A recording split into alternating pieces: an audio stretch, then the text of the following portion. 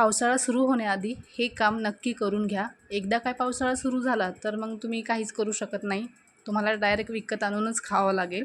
म्हणून हे पावसाळा लागण्याआधी पटकन हे काम करून घ्यायचं.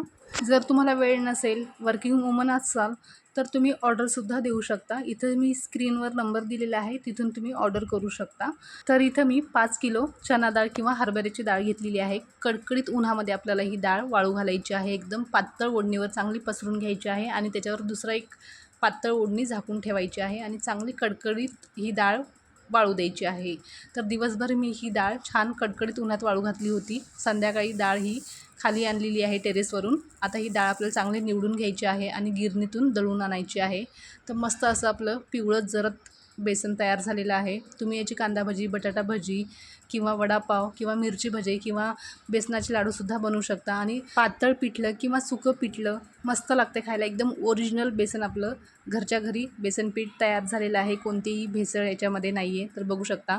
तर आता हे हवाबंद डब्यामध्ये तुम्ही 2 ते 3 महिने स्टोअर करून ठेवू शकता. नक्की ट्राय करा.